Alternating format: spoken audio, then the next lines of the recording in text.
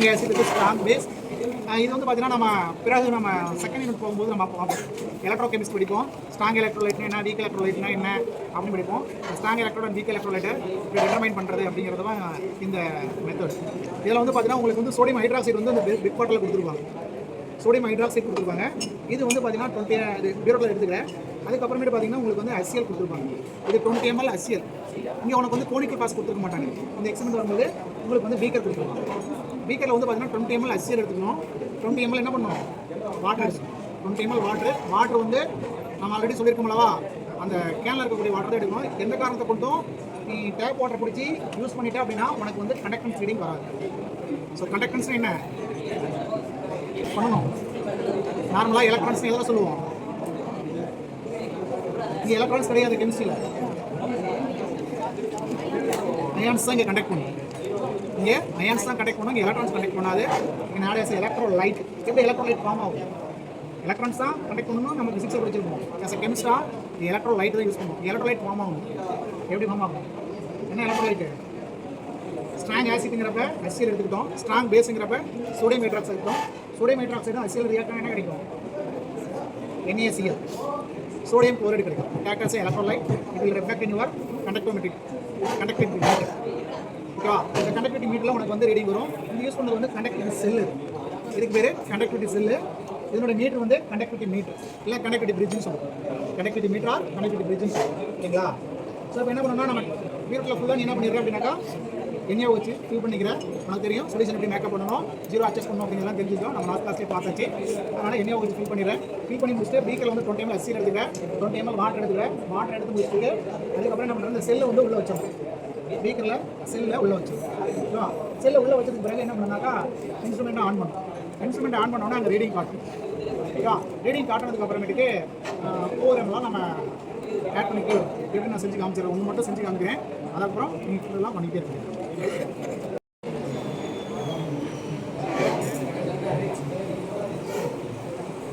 இருக்கும் எல்லா டேபிளையும் மெசஞ்சர் இருக்கும். 10 ml messenger. So 20 ml measure பண்ணி ஊற்றிக்கிறேன். நான் செய்கிற ஒரு அப்ராக்சிமேட்டாக செய்வேன். நான் செய்வேன், நீ செஞ்சிடாது.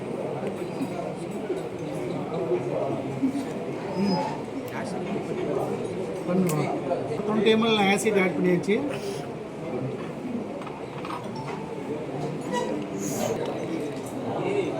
நம்ம ஆஸ்வால்ட் டைலூஷன்லாம் அதெல்லாம் படிச்சிருக்கோமா? Yes sir. அப்படியே என்ன ஆஸ்வால்ட் டைலூஷன்லாம்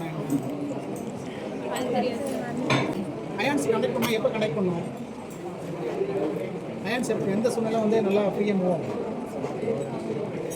நம்ம இப்போ கொஞ்சம் நாளைக்கு நல்லா கூட்டமாக இருந்தோம், ஒருத்தர் வச்சுக்கணும். இப்போ கொஞ்சம் நல்லா ஃப்ரீயாக இருக்குது. அது பெட்டராக இது பெட்டராக ரீசன் வந்து கூட்டம் கம்மியாக இருக்குது. அதனால தான் அயான்ஸ் வந்து ரொம்ப ஒன்றோட ஒன்று நெருக்கமாக இருந்தால் ஒரு இடத்துல வந்து பாசிட்டிவோ நெகட்டிவோ நோக்கி மூவ் பண்ணுறதுக்கு ரொம்ப சிரமம். அதே டைலூஷன் கொஞ்சம் அதிகமாக இருந்துச்சுன்னா ஆகும். It's easy to move positive negative. பிறகு நீ எலக்ட்ரோட வந்து உள்ளே வச்சிடணும். எலக்ட்ரோட உள்ளே வச்சிடணும். உனக்கு வந்து கிளாஸ் ராடு கொடுத்துருப்பாங்க. கிளாஸ் ராடு வச்சுக்கணும். எப்பயுமே உனக்கு எக்ஸ்பெரிமெண்ட் செய்யும்போது உனக்கு சௌரியமாக பக்கமாக வச்சுக்கணும். ஓகேவா, இன்ஸ்ட்ருமெண்ட் ஆன் பண்ணிக்கிறேன்.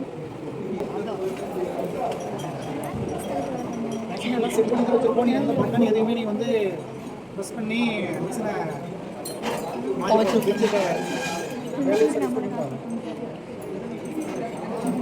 இப்போ பார்த்தீங்கன்னு வச்சுக்கவேன், இப்போ 16.92 இருக்குது. இப்போ வெறும் பேஸ் மட்டும் தான் இங்கே இருக்குது. இந்த ஆசிட் மட்டும் தான் இங்கே இருக்குது.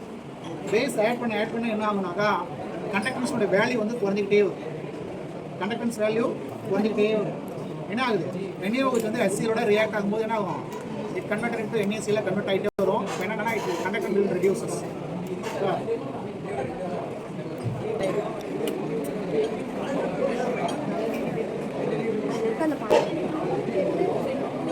இந்த ஆசோலேஷன் போயிட்டுருக்கோம். அப்ராக்சிமேட்டாக ஒரு 16 இருக்குன்னு வச்சுக்கோங்க. இப்போ என்ன பண்ணேன்னா 1 ml ஆட் பண்ணுறேன். கரெக்டாக எக்ஸாக்டாக 1 ml ஆட் பண்ணுவேன். ஓகேவா, இப்போ ரீடிங் வந்து நீ 0 ரீடிங் நோட் பண்ணி ஃபஸ்ட்டு உனக்கு டேபிளில் இருக்கும் பாரு, 1ங்கிற இடத்துல 0ன்னு போட்டுருவோம். வேல்யூம் ஆஃப் NaOH ஆடன்னு இருக்கும்.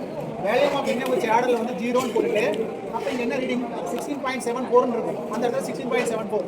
எப்போ NaOH ஆட் பண்ணாத வரைக்கும் உனக்கு 16.74. அதுக்கப்புறம் 1 ml ஆட் பண்ணுவோம். ஓகேவா, நான் 1 ml ஆட் பண்ணுவேன். செட் பண்ணணும். எக்காரத்தை கொண்டும் எலக்ட்ரோட வந்து வெளியில் எடுக்கக்கூடாது. கனெக்டிவிட்டி செல்லை வந்து வெளியே எடுக்கக்கூடாது. உள்ளே வச்சுட்டு இதுதான் பண்ணணும். வேகமாக தட்டி செல்லை உடச்சின்னா இட்ஸ் அ ப்ராப்ளம் ஓவர் செல். ஓகேவா? நீங்கள் தான் பர்ச்சேஸ் பண்ணி கொடுக்கும். 7.4 இருந்தது. இப்போ வந்து 1 ml ஆட் பண்ணதுக்கப்புறம் பார்த்தீங்கன்னா 15.28 வந்து. இப்போ 1 ml ஆட் பண்ணிவிட்டு 1 ml எவ்வளோ ரெடின்னு நோட் பண்ணிங்க. இதே போல் ஒவ்வொரு ml ஆட் பண்ணிகிட்டே வரும். 2 ml ஆட் பண்ணுறோம். 2 ml ரீடிங் வரும். ரீடிங் பார்க்கணும், ரீடிங் நோட் பண்ணுவோம். அதுக்கப்புறம் 3 ml ரிலீஸ் பண்ணுவோம்.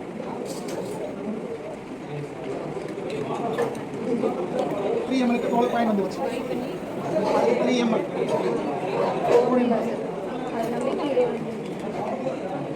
4 ml 11 something வந்துருச்சு.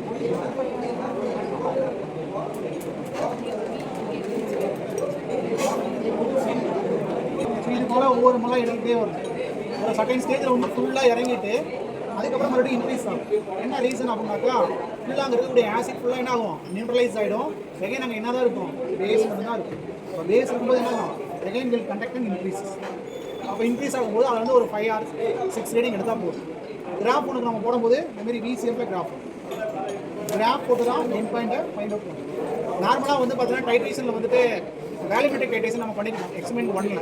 அப்போ வந்து நம்ம என் பாயிண்ட் எங்கிறது கண்டுபிடிப்போம், வச்சு நம்ம கண்டுபிடிச்சிடுவோம். பட் ஆனால் இங்கே என்ன பண்ண முடியாது, என் பாயிண்ட்டு கிராஃபில் இருந்தால் கண்டுபிடிக்கும். கிராஃப் போட்டு 2 பாயிண்ட் எங்கே இன்டர்செக்ட் ஆகுதோ அதுதான் என் பாயிண்ட். ஸோ கிராஃபிக்கல் மெத்தடில் தான் இதெல்லாம் என் பாயிண்ட் கண்டுபிடிக்க முடியும். ஒரு இண்டிகேட்டர் எங்கே கலர் சேஞ்ச் ஆச்சா சேஞ்ச் ஆகுது அப்படிங்கிறத நம்ம எதுவும் ஃபைண்ட் அவுட் பண்ண முடியாது. நம்ம கிராஃபிக்கல் வேல்யூ வந்து நம்ம என் பாயிண்ட்டை ஃபைண்ட் அவுட் பண்ணணும். புரியுதா? டவுட் கிளியரா?